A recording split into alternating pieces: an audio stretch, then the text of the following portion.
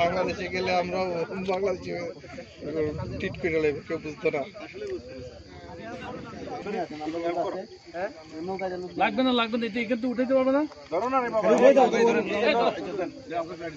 এটা এখানে ইয়ে আছে না, একদম ধরা লাগবে।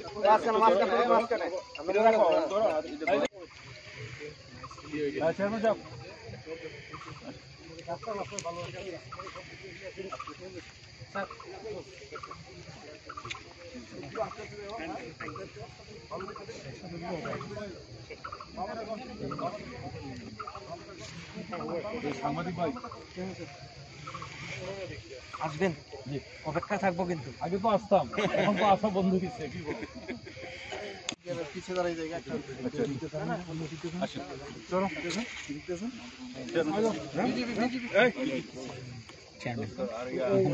এই যে পার্শ্ববর্তী একবার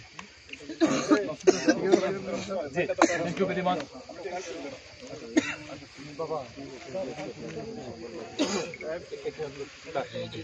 লাশ